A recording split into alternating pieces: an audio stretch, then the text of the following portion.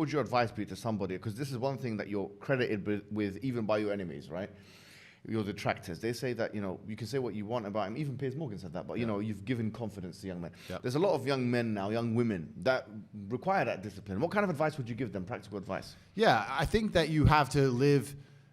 There's a lot of practical advice I can give. Yeah. In terms of the religious sense, I would say you need to live like God is always watching. You may have the opportunity to do something bad, or you may have the opportunity to steal some money or snake somebody, but in the end, you're going to pay for that, and the bill will be paid. Mm-hmm. I think if you do the right thing, in my experience, if you're a person who does the right thing, firm handshake, is on time, doesn't lie to anybody, does what he's supposed to do, is honest with a good heart, is genuinely polite to everyone he meets. If you are that person, you get very far in life. I've yet to meet people who just do all the simple things right, who completely fail at life.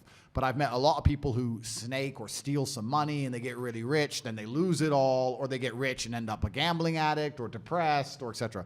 So you have to just understand that God is always watching. He's going to reward you in the end. That's the first thing. And the second thing I will say is that you are the sum of the 5 people you spend the most time with, and you need to curate your reality. I think the biggest problem with young people today is that they don't curate their realities heavily enough. The people that they want to spend most time with aren't adding any value to their lives, and then they end up wondering why they don't get anywhere. It's so interesting. As you speak, it's as if you're narrating hadith, because when you said God is watching, It sounds nicer in Arabic. When you say it in Arabic, it sounds. I need to learn that part. No, bro. honestly, there is a hadith that says that the highest form of faith is أن تعبد الله كأنك تراه فإن لم تكن تراه فإنه يراك. That you should worship God as if He sees you, because if you don't see Him, He sees you. Yeah.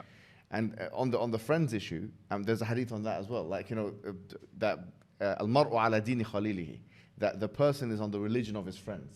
Yep. So a lot of, like, as you say, this is I need to learn it all. And this is, I'll say this now, the thing that was most daunting for me about converting was the amount I'd have to learn. Yeah. That's what's scary. No, take it easy. That's what's scary about it, look, But I mean, I'm a fast learner. I'm not a stupid guy, but it's just like, okay, I have a lot to do. The Prophet Muhammad told us in hadith, inna ad-dina yusr, that the religion is easy. Yeah. وَلَا يَشَدَّ الدِّينَ أَحَدٌ إِلَّا غَلَبَهُ. No one tries to overburden themselves with the religion except that it defeats them. In other words, take it incrementally. Yeah, yeah.